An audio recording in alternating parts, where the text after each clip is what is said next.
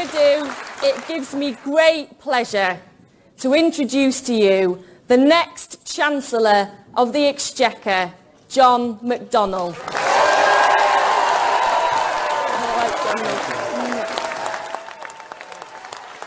Thanks a lot. Thanks a lot. Thank you. Okay. Thanks a lot. Thanks a lot. Come on, John. Thanks a lot. Thanks a lot for that wonderful Brom reception. It's what we always get when we come to this wonderful city. Let me just say this. This week, we saw the launch of our manifesto. Radical, but in-depth, the basis of ideas consulted on throughout our movement and throughout our country, and yes, fully costed. Fully costed. And you know, I'm not sure if you believe opinion polls, but you know, in one opinion poll, we shot up 8 points after the launch of that manifesto.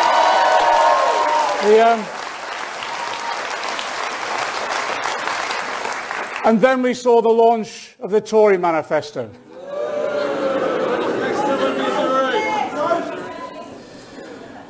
There were 60 uncosted pledges in that manifesto. Now, it might be there were no pound signs in that manifesto, because there's one thing Theresa May and I share in common. Neither of us trust Philip Hammond. But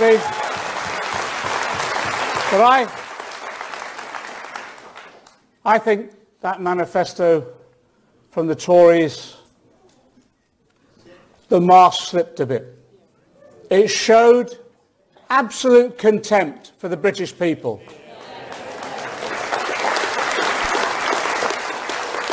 They think that this election is already in the bag, and they can treat people however they wish. And it's a reflection of what would happen if they did get back into power. And I tell you, that attack on the pensioners in the 5th richest country in the world was a disgrace, absolute disgrace.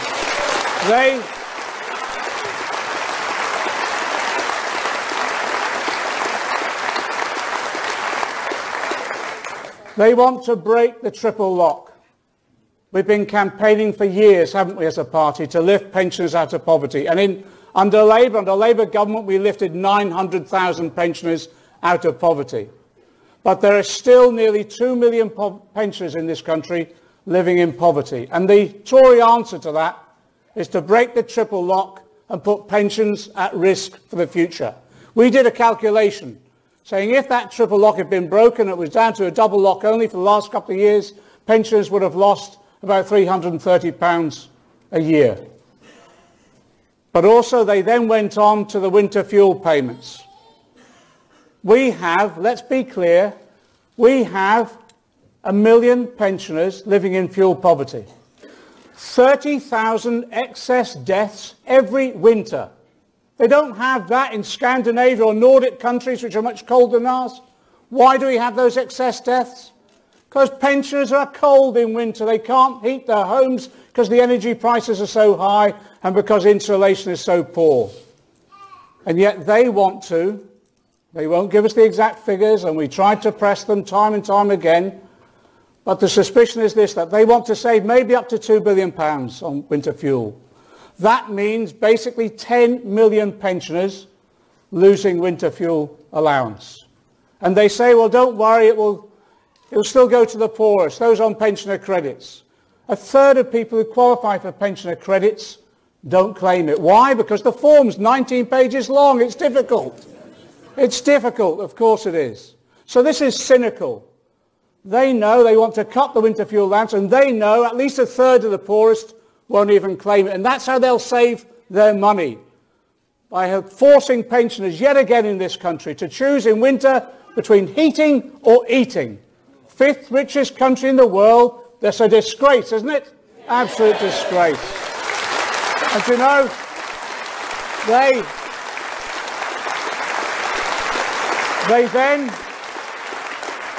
then come for social care. There's a crisis in social care at the moment. Yes, because there's an ageing population. Dementia is a tragedy. Many of us have had it in our own families, and it's been an absolute tragedy. There's nothing worse than when you see a parent like that and you're having to tell your parents you have to sell their home. Nothing worse.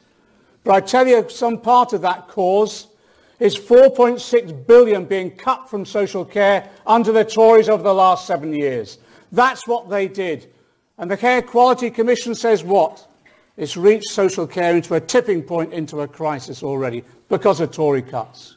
Now, we want a fair system of social care for the future, where we pool the risk. So it isn't a dementia tax, so the risk isn't dependent on what condition you have. We want to pool the risk. That's why we're going to establish a national care service. We've promised to put 8 billion costed funding into the care service to stabilise it and then start building of a national care service. And we've said to the other political parties, we're willing to enter into talks to look at how we can make sure it's sustainable and look at the funding options. But the way the Tories are pushing this through at the moment, yes, it is a triple whammy. You know, you cut the pension, you cut the winter fuel allowance, and then you undermine the prospect of decent care for everybody. Fifth richest country in the world. It's a disgrace. And they're doing it. They're doing it. They're doing it because they think they can take older people's votes for granted. They think older people aren't going to go anywhere else, so we can treat them how we like. Well, I think in this election they're going to get a shock. They're going to get a shock. Because there's anger out there because of this. But the other thing as well, you look at that manifesto too. There's hardly a word about young people in that manifesto. Hardly a word. They're willing to continue on loading up our young people with debt as a result of tuition fees purely because they aspire to a higher education. And they do nothing about skills training for those youngsters who want to get the skill that will qualify them for the higher skilled, high wage jobs. Why? Because they think they don't have to bother about young people, because young people to them don't matter because they don't vote. Well, I tell you, young people matter to us. We believe education, we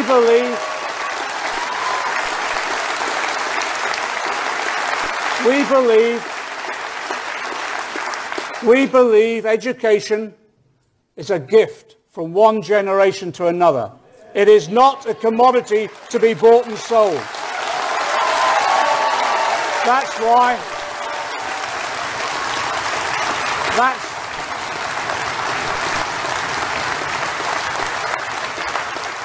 why, yes, we will scrap tuition fees.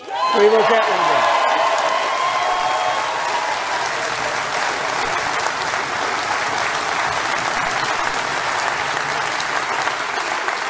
So I say to those older people that have been treated in such contempt by the Conservatives this week, show your anger.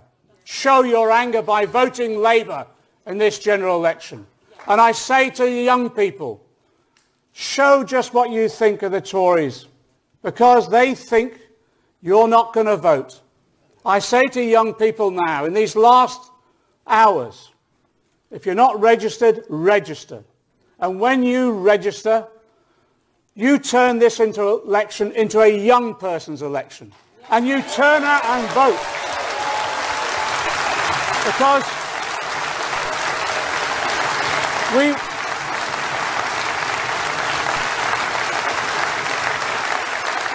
we want to create a society where all generations come together and work together, where everybody has a future, and where we create that prosperity that's shared by all.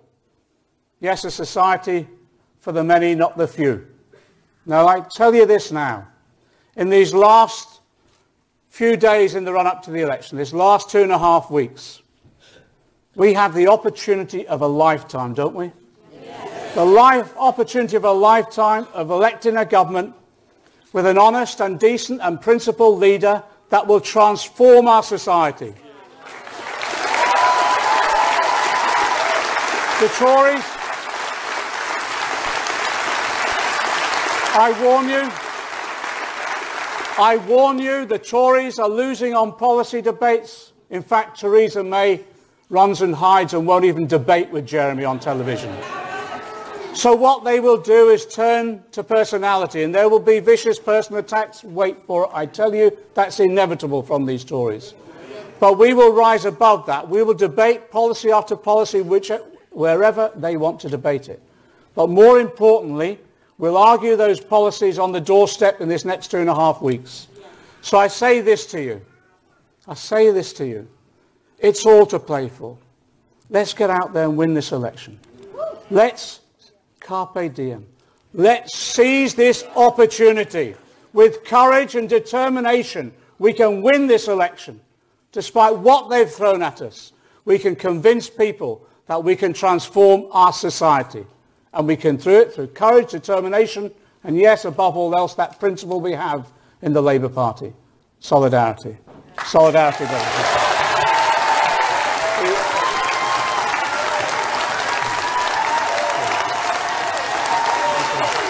Thank you.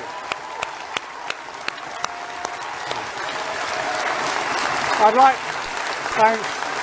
Thank you. Thank you.